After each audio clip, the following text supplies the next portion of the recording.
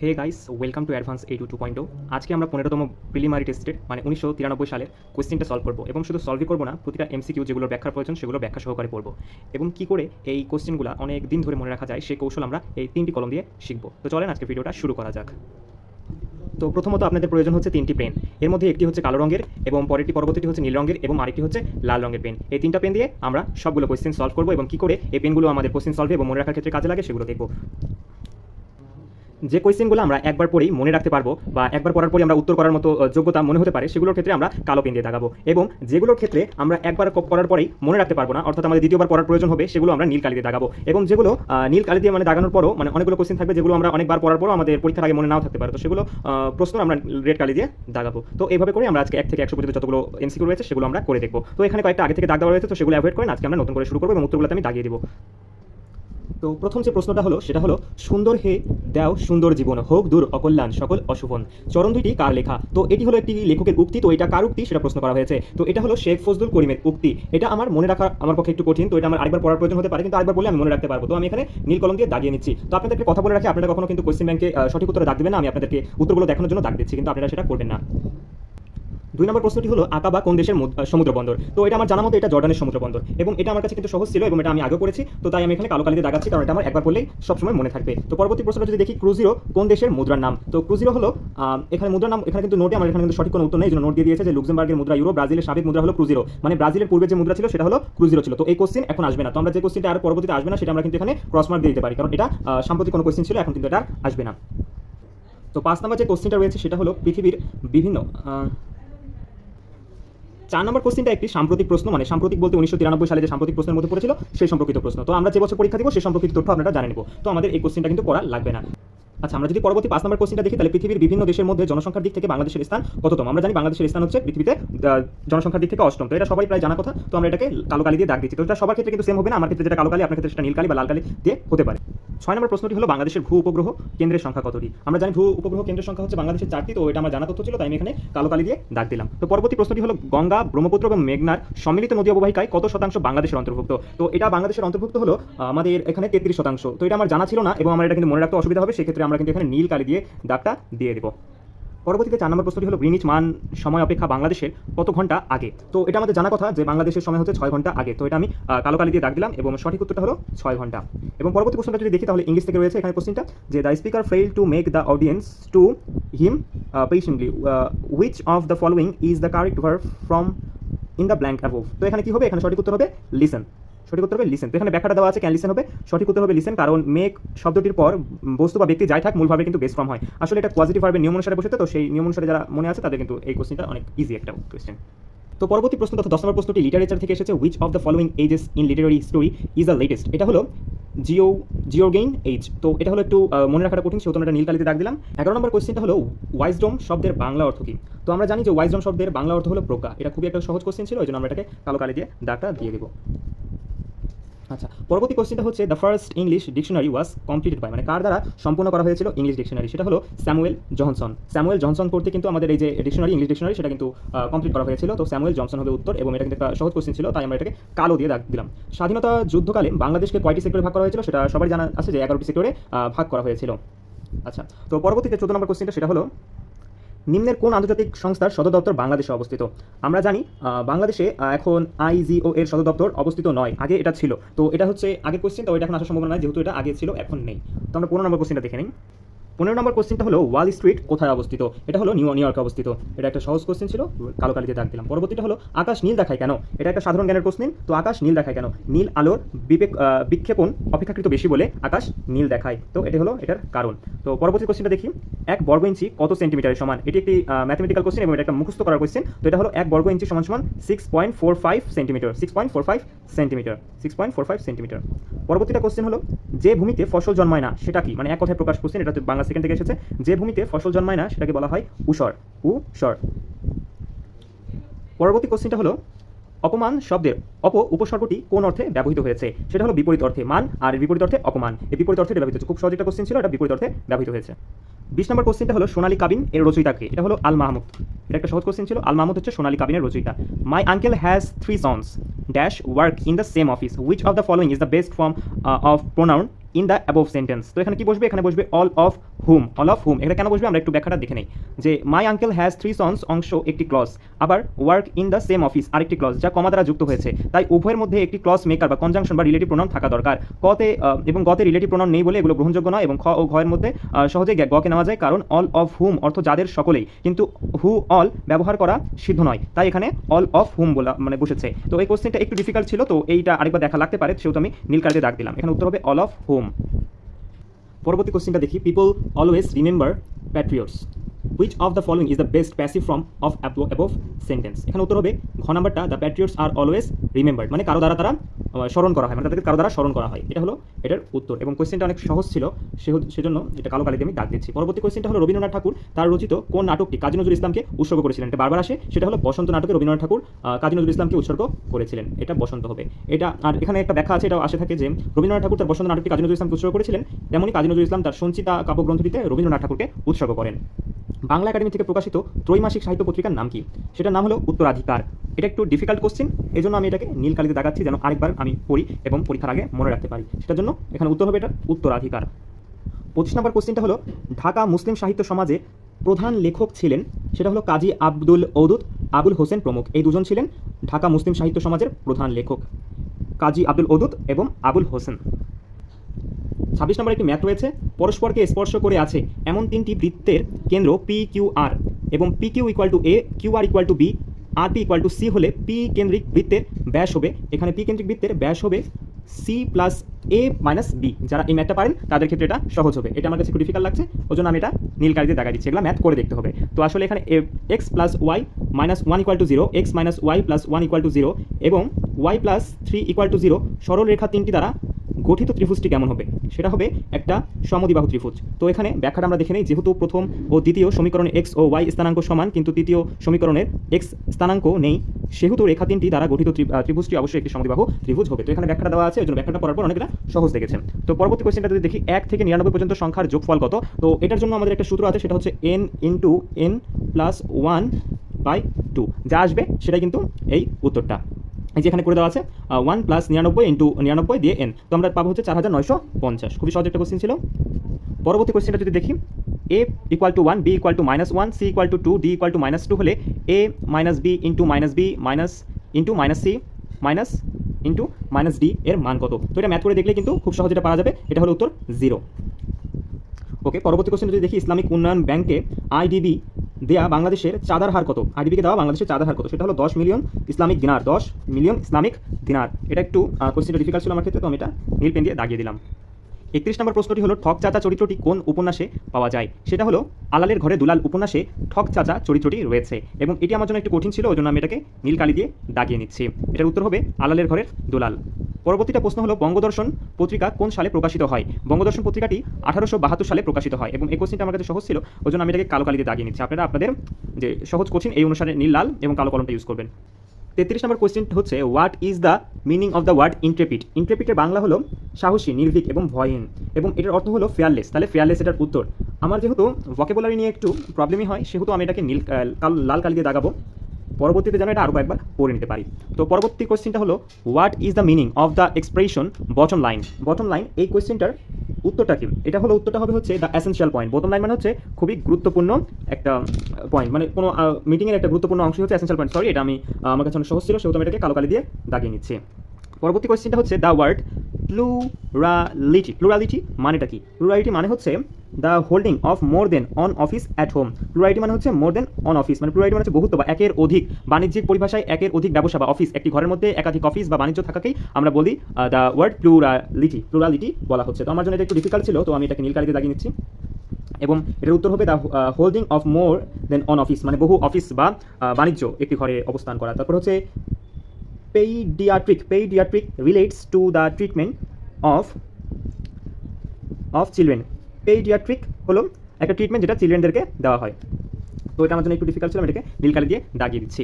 বুটলেগ মানে হচ্ছে চোরা চালান বা চোরা কারবার। তো স্মাগল যেটাকে বলা আমরা চোরা কারবার, বুটলেগ মানে হচ্ছে চোরা চালান। তো এটা আমার জানা ছিল, তো স্মাগল হবে এখানে, এটা আমার জানা ছিল, তাই আমি কালো কালি দিয়ে দাগিয়ে দিলাম।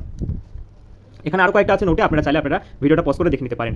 বাংলাদেশে সারা বছর নাব্য নদীপথের দৈর্ঘ্য কত? তো এটা হচ্ছে নোটে আমরা পড়ি, এখানে সঠিক উত্তর নেই। বর্ষাকালে বাংলাদেশের নদীপথের দৈর্ঘ্য 6000 কিমি, তবে বাংলাদেশের নদীপথগুলো পড়ে যাওয়ার কারণে মৌসুমে শুকিয়ে যায়। তো এখানে কিন্তু নোটে দেখা আছে, সেটা আপনারা পড়ে নেবেন। 39 নম্বর যে কোয়েশ্চেন সেটা হলো বাংলাদেশের জিডিপিতে কৃষি খাতের অবদান কত শতাংশ? তো সেটা প্রতি বছরই পরিবর্তন হয়, তো সেটা আমরা রিসেন্ট যখন পরীক্ষা দিব তখন সেটা দেখে নিব। বাংলাদেশ ও মিয়ানমার কোন নদী দ্বারা বিভক্ত হয়েছে?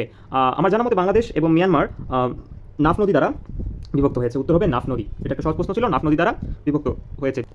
পরবর্তীতে 41 নম্বর কোশ্চেনটি হলো বিশ্ব ব্যাংক এর কোন অঙ্গ সংগঠনটি সফট লোন উইন্ডো নামে পরিচিত? সেটা হলো আইডিএ, যার পুনরূপ হচ্ছে ইন্টারন্যাশনাল ডেভেলপমেন্ট। এটা বিশ্ব ব্যাংকের একটি সংগঠন যা সফট লোন নামে পরিচিত, মানে সফট মানে সহজে লোন দিয়ে থাকে। এটা একটা সহজ কোশ্চেন ছিল, আইডিএ। পরবর্তী কোশ্চেনটা হলো আফ্রিকা মহাদেশের মানচিত্রে হর্নস অফ আফ্রিকাতে কোন দেশটি অবস্থিত?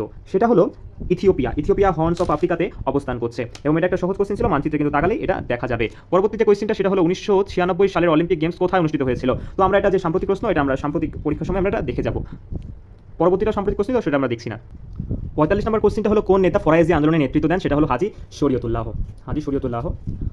তেঁতুলিয়া কোন জেলায় অবস্থিত? আমরা জানি তেঁতুলিয়া পঞ্চগড় জেলায় অবস্থিত। এগুলো খুবই সহজ কোশ্চেন। এই কালো, আর যেহেতু পেন্সিলের কালি প্রায় একই, তো আমরা কালো পেনের বদলে পেন্সিল ইউজ করতে পারি ডাইরেক্ট ওখানে। কে বাংলার রাজধানী ঢাকা থেকে মুর্শিদাবাদে স্থানান্তরিত করে? সেটা হলো মুর্শিদ কুলি খান। নবাব মুর্শিদ কুলি খান ঢাকা থেকে মুর্শিদাবাদে, যেহেতু তার নাম অনুসারে মুর্শিদাবাদ হয়েছিল, সেহেতু সেই ঢাকা থেকে এটা স্থানান্তর করেছিল মুর্শিদ কুলি খান। তো একটা কোশ্চেন অনেক সহজ সহজ থাকে, যেটা সবাই পারে। 1905 সালে নবগঠিত প্রদেশের প্রথম লেফটেন্যান্ট গভর্নর কে ছিল? তো সে ছিলেন হচ্ছে ব্যামফিল্ড ফুলার। ব্যামফিল্ড ফুলার ছিল এটা যে নির্বাচিত গভর্নর, নির্বাচিত না তথা তাকে বসায় দেওয়া হয়েছিল। হিমছড়ি কোন শহরের নিকট অবস্থিত? হিমছড়ি কক্সবাজারের নিকট অবস্থিত। কক্সবাজার শহরের নিকট অবস্থিত হিমছড়ি কক্সবাজারের নিকট অবস্থিত। পরবর্তী কোশ্চেনটা প্রিপোজিশন থেকে এসেছে। Are you doing anything special the weekend? For the weekend. For the weekend হবে নাকি অ্যাট দ্য উইকেন্ড? যেহেতু এখানে অ্যাট দ্য উইকেন্ড উত্তরটা আসছে, তাই এখানে আচ্ছা। পরবর্তী কোয়েশ্চেনটা হলো are you doing anything special at the weekend, এখানে অ্যাড হবে, এখানে ড্যাশে অ্যাড বসবে। এখানে ব্যাখ্যাটা আমরা দেখি, দ্য উইকেন্ড সাপ্তাহিক ছুটি এর পূর্বে অ্যাড বসে, কারণ দ্য উইকেন্ড অর্থ at the end of the week. End এর পূর্বে অ্যাড বসে বলেই উইকেন্ডের পূর্বে অ্যাড বসে, তাই এখানে অ্যাড বসবে, অ্যাট দ্য উইকেন্ড। তাহলে এখানে উত্তর হবে অ্যাড। এবং এই কোশ্চেনটা যদিও সহজ আছে, তাও আমি আরেকবার দেখতে চাই এটা, ওই জন্য অ্যাড এর এখানে আমরা নীল কালি ইউজ করলাম। বাংলাদেশের কোন অঞ্চলকে 360 আউলিয়ার দেশ বলা হয়? সেটা হলো সিলেট জেলাকে 360 আউলিয়া দেশ বলা হয়, এবং চট্টগ্রামকে বলা হয় 12 আউলিয়া দেশ। তো এগুলো মনে রাখা সহজ, বেশি কঠিন না। বাংলাদেশের পানি সম্পদের চাহিদা সবচেয়ে বেশি কোন খাতে? তো আমরা জানি যে কৃষি খাতে পানির চাহিদা খুবই বেশি, সেহেতু উত্তর হবে কৃষি। নিচের কোন তারিখে? তো এটা একটা সাম্প্রতিক কোয়েশ্চেন, আমরা এটা পড়ছি না। তো রিও ডি জেনিওরিতে অনুষ্ঠিত ধরিত্রী সম্মেলনের কততম দেশের প্রতিনিধি অংশগ্রহণ, মানে কতটি দেশের প্রতিনিধি অংশগ্রহণ করেছিল? তো এটা একটা সাম্প্রতিক কোশ্চেন, তো আমরা এটা পরীক্ষার আগে এগুলা নতুন করে দেখব। পরবর্তী কোয়েশ্চেনটা হলো ক্লাব অফ ভিয়েনা কি? সেটা হলো পশ্চিম ইউরোপের চিত্রশিল্পীদের একটি সংগঠন। তো এটা একটু আমার পক্ষে কঠিনই ছিল, তো আমি এখানে নীল কালিতে দাগিয়ে দেব। জাতিসংঘ আদিবাসী বর্ষ হিসেবে কোন সালকে ঘোষণা করা হয়? সেটা হলো 1993 সালকে আদিবাসী বর্ষ হিসেবে ঘোষণা করা হয়। 1993 সালকে আদিবাসী বর্ষ হিসেবে ঘোষণা করা হয়। তো এখানে 1993 সালের একটি সাম্প্রতিক কোশ্চেন, এটা আমি আর দিলাম না। পরবর্তীটা দেখি, স্ট্রোক আকস্মিক অজ্ঞান বা মৃত্যুর কারণ হতে পারে, এটি কি?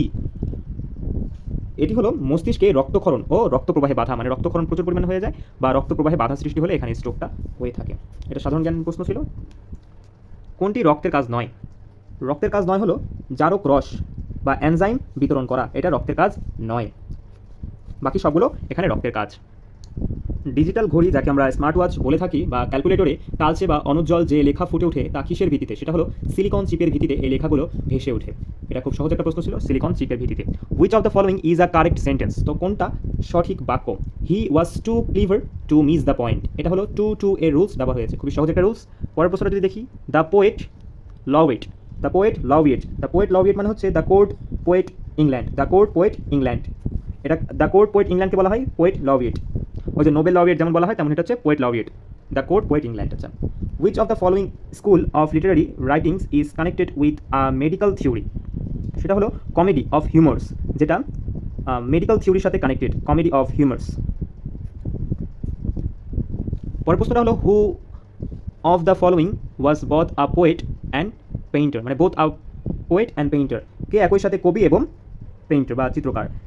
সে হলো ব্ল্যাক। ব্ল্যাক হলো একই সাথে পোয়েট এবং চিত্রকার। যেহেতু ব্লেক বা ব্ল্যাক যেটাকে বলছি আমরা, সেহেতু তার নামের সাথে যে রঙের একটা মানে রঙের একটা আভাস পাওয়া যাচ্ছে, তো সেহেতু আমরা এটাকে সহজে মনে রাখতে পারবো ব্ল্যাক দ্বারা, ওই জন্য আমি এটাকে কালো কালি দ্বারা দাগাচ্ছি। ট্র্যাজেডি, কমেডি ও ফার্সের মূল পার্থক্য কী? ট্র্যাজেডি, কমেডি ও ফার্সের মূল পার্থক্য হলো জীবনানুভূতির গভীরতায়। ট্র্যাজেডিতে খুব কষ্ট দেওয়া হয়, কমেডিতে হাস্যরস, এবং ফার্সের কথা আমি জানি না যেহেতু, তাও ওখানে জীবনানুভূতির গভীরতার ক্ষেত্রে পার্থক্য রয়েছে। তো এটা আমি তাও একটু দাগায় রাখি নীল কালি দিয়ে। পরবর্তী প্রশ্নটা হলো সাধু ভাষা ও চলিত ভাষার পার্থক্য কোথায়? সেটা হলো ক্রিয়াপদ ও সর্বনাম পদের রূপে। এই যেখানে সাধু যে ভাষা সেটা হচ্ছে তাহারা, আর চলিত সেটা তারা, খাইতেছিল খাচ্ছিল। এই যে ক্রিয়াপদ ও সর্বনাম পদ এই দুটোর মধ্যেই মেইন পার্থক্যটা বিরাজ করে থাকে। পরবর্তী প্রশ্নটা হলো সমকাল পত্রিকার সম্পাদক ছিলেন কে? সেটা হলো সিকান্দার আবু জাফর। সমকাল পত্রিকার সম্পাদক ছিলেন সিকান্দার আবু জাফর। প্রভাত চিন্তা, নিভৃত চিন্তা, নিশীথ চিন্তা প্রভৃতি গ্রন্থের রচয়িতাকে? প্রভাত চিন্তা, নিভৃত চিন্তা, নিশীথ চিন্তা প্রভৃতি গ্রন্থের রচয়িতা হচ্ছে কালীপ্রসন্ন ঘোষ। এটা আমার পক্ষে একটু কঠিন, আসলে এই গ্রন্থগুলো মনে রাখা সবার পক্ষে কঠিন, তাই এটা অনেকবার করে পড়া লাগবে। কালীপ্রসন্ন ঘোষ। সুশিক্ষিত লোক মাত্রই স্বশিক্ষিত, এই উক্তিটি কার ছিল? এই উক্তিটি ছিল হচ্ছে প্রমোদ চৌধুরীর। সুশিক্ষিত লোক মাত্রই স্বশিক্ষিত, এটা সবারই জানা কথা। সুশিক্ষিত লোক মানে স্বশিক্ষিত, এটা প্রমোদ চৌধুরীর একটি উক্তি। বাতাসের নাইট্রোজেন কিভাবে মাটির উর্বরতা বৃদ্ধি করে?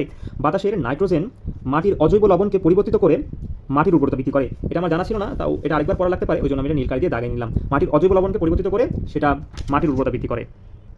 গ্রিনহাউস ইফেক্টের পরিণতিতে বাংলাদেশের সবচেয়ে গুরুতর প্রত্যক্ষ ক্ষতি হলো নিম্নভূমি নিমজ্জিত হবে, মানে সমুদ্রের পানি বৃদ্ধি পেলে নিম্নভূমিগুলো নিমজ্জিত হয়ে যাবে। নিত্য ব্যবহার্য বহু অ্যারোসোলের কৌটায় এখন লেখা থাকে সিএফসি বিহীন। সিএফসি গ্যাস কেন ক্ষতিকারক?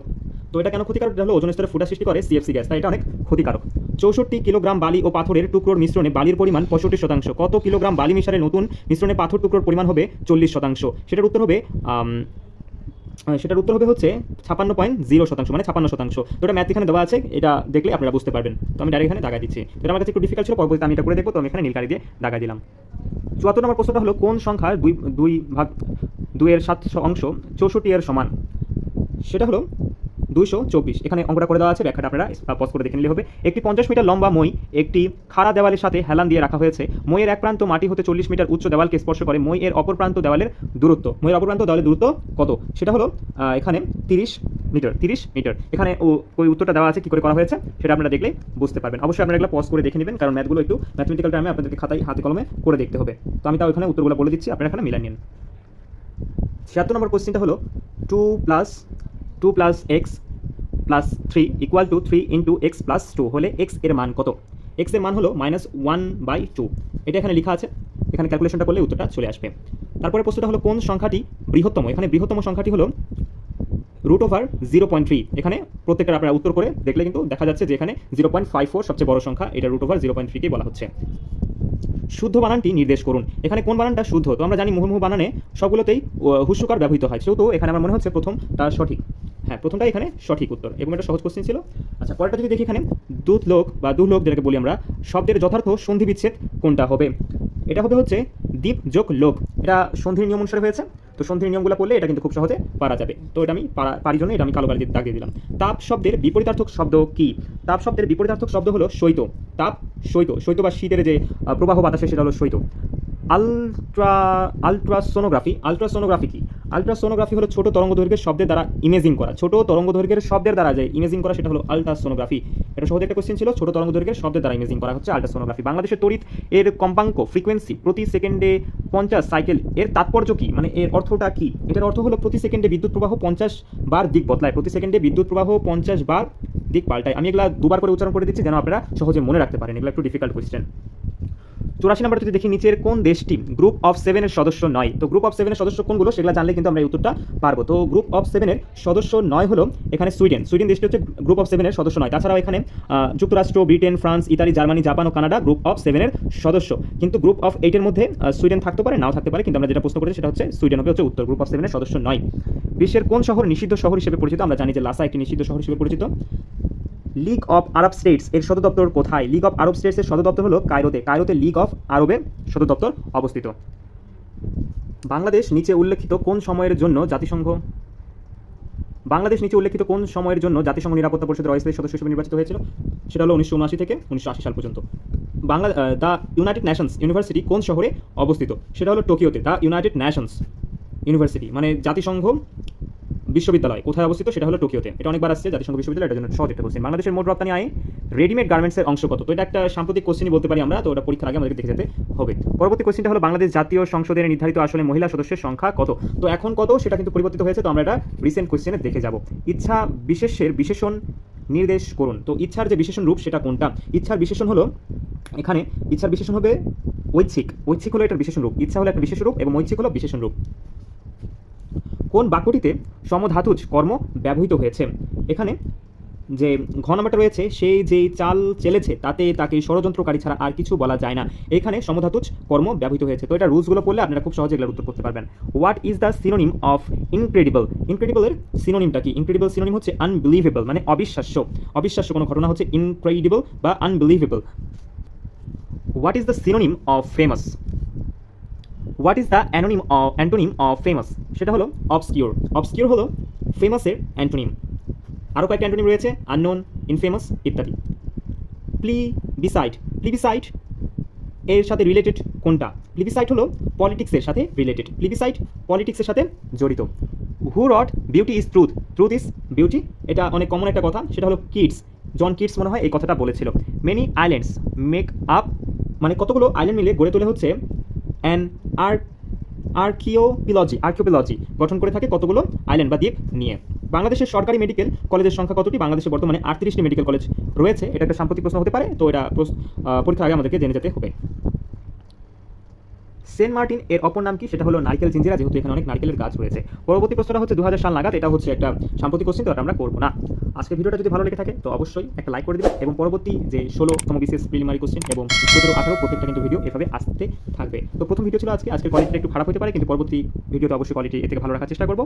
এবং আমি বর্তমানে পাবলিক অ্যাডমিনিস্ট্রেশন ডিপার্টমেন্টে অধ্যয়নরত রয়েছি। আমি আপনাদের মতন বিসিএস যে প্রিপারেশন সেটা নিচ্ছি, তো আমার পাশে থাকলে আপনারাও আগাতে পারবেন এবং আমি একসাথে আগাতে পারবো। আজকের মতো এই পর্যন্তই।